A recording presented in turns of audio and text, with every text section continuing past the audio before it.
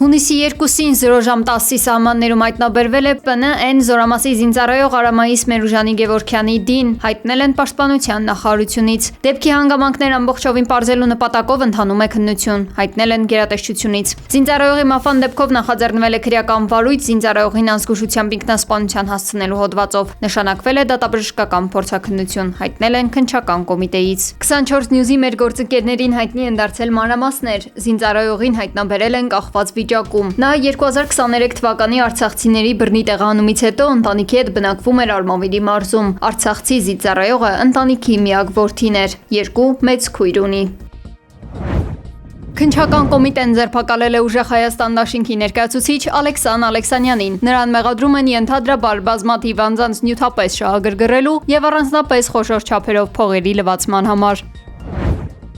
Ռուսաստանի Պետդումայի նախագահ Վյաչեսլավ Վոլոդինը ներկայացրել է ԵԱՏՄ-ից դուրս գալու հնարավոր կոնկրետ հետևանքները Հայաստանի համար։ Բնակչության համար գազի գինը կթանկանա գրեթե 4 անգամ։ Ռուսաստան մուտք գործելու միգրացիոն արտոնությունները կչեղարկվեն, իսկ աշխատանքի տեղավորվելը հնարավոր կլինի միայն արտոնագրերով։ Ռուսաստանից Հայաստան դրամական փոխանցումները, որոնք այսօր կազմում են տարեկան մոտ 4 միլիարդ դոլար, կտրուկ կնվազեն։ Կդադարեցվեն Հայաստանից Ռուսաստան ծաղիկների, հատապտուղների, մրգերի, բանջարեղենի, ձկան, ալկոհոլի եւ հանքային ջրերի արտահանումները։ Վոլոդինը հայտարարել է, որ Հայաստանի վարչապետ Նիկոլ Փաշինյանը ամենայն հավանականությամբ անձնական պարտավորություն է ստանձնել երկիրը միացնել Եվրամիությանը եւ այժմ կատարում է այն։ Ըստ նրա, Փաշինյանին չեն մտահոգում հայ ժողովրդի ճակատագիրն ու Հայաստանի պետականությունը եւ նա քաղաքացիներից թաքցնում է, թե իրականում ինչ կարժենա ԵԱՏՄ-ից դուրս գալը։ Վոլոդինը զուգահեռներ է անցկացրել Ուկրաինայի հետ, նշելով, որ այստեղ եւս Եվրամիության հետ ինտեգրվելու որոշում կայացնելիս խոսում էին զարգացման մեծ հեռանկարների մասին։ Սակայն գործնականում ուկրաինական գյուղմթերքն այդպես էլ չթողեցին եվրոպական շուկաներ։ Նրա պնդմամբ նույն ճակատագիրն է սպասվում նաև Հայաստանին։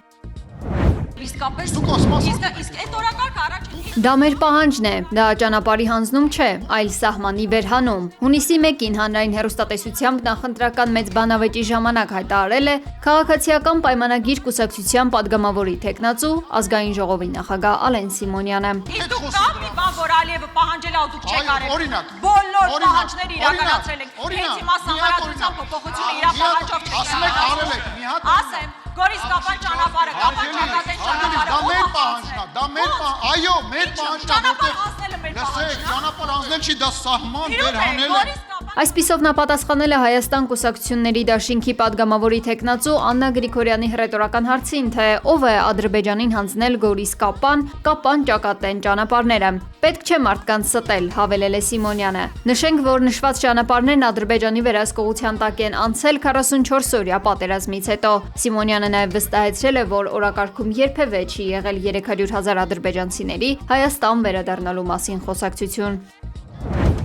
Հատուկ ռազմական գործողությունը կարող է ավարտվել մինչև օրվա վերջ, եթե Ուկրաինայի նախագահ Վլադիմիր Զելենսկին հրամայի զինված ուժերին լքել Ռուսաստանի շրջանները, հայտարարել է Կրեմլի խոսնակ Դմիտրի Պեսկովը։ Նա նշել է, որ եթե Կիևը հրաժարվի իրական բանակցություններից եւ խաղաղ կարգավորման լուրջ լուծումներից, ռազմական գործողությունները կշարունակվեն։ Պեսկովը նաև մեղադրել է ուկրաինական կողմին Ստարոբելսկի քոլեջը միտումնավոր ոչնչացնելու համար, շեշտելով, որ այն երբեք ռազմական օբյեկտ չի եղել։ Ըստ նրա, երեխաների դեմ անմարդկային ահաբեկչություններ իրականացնելը փոխում է հակամարտության ամբողջ տրամաբանությունը։ Մամուլի քարտուղարը նշել է նաև, որ թեև կարգավորման գործընթացը այժմ դադարեցված է, դա չի նշանակում, թե ԱՄՆ-ի հետ շփումներ չկան։ Ավելի վաղ Ռուսաստանը խոշոր օդային հարձակումներ էր իրականացրել Ուկրաինայի մի շարք մեծ քաղաքների, այդ թվում Կիևի, Դնեպրի, Խարկովի ուղղությամբ։ Պաշտոնական տվյալով հարվածների հետևանքով զոհվել է 9 մարդ, ավելի քան 60-ը վիրավորվել։ Վնասվել են բազմաբնակարան շենքեր, մեքենաներ ու խաղահրապարակներ։ Տասնյակ բնակիչներ ստիպված են եղել գիշերն անցկացնել մետրոյի կայարաններում։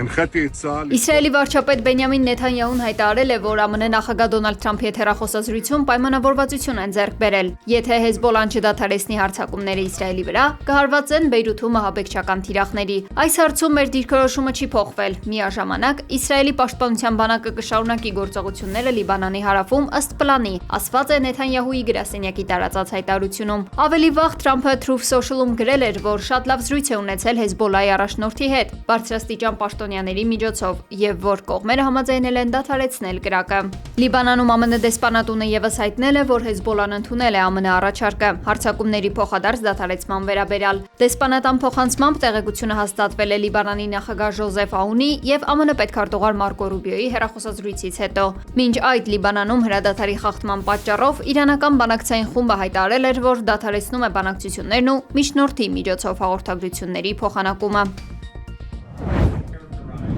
ԱՄՆ-ն եւ Իրանը կարող են փոխընդբռնման հուշագիրը վերջնականապես համաձայնեցնել հաջորդ շաբաթ, հայտարարել է ԱՄՆ նախագահ Դոնալդ Թրամփը։ Նախագահը միևնույն ժամանակ հավելել է, որ չի համաձայնեցրել փաստաթղթի նախորդ տարբերակը, քանի որ ակնկալում է հուշագրում ներառել եւս մի քանի կետ։ Թրամփի հայտարարության ֆոնին Իրանի Խաթամ Ալ-Անբիա կենտրոնական շտաբի ներկայացուցիչ Ալի Աբդոլլահին հայտարարել է, թե Բենյամին Նեթանյահուն սպառնացել է ռմբակոծել Բեյրութն ու Դահիան, բնակիչներին կոչ անելով տարհանվել։ Հաշվի առնելով հրադադարի բազմակի խախտումները, եթե այդ սպառնալիքն իրականացվի, մենք հյուսիսային շրջանների եւ օկուպացված տարածքներում գտնվող ռազմական բնակավայրերի բնակիչներին կոչ ենք անում լքել այդ տարածքները, եթե չեն ցանկանում վնաս կրել։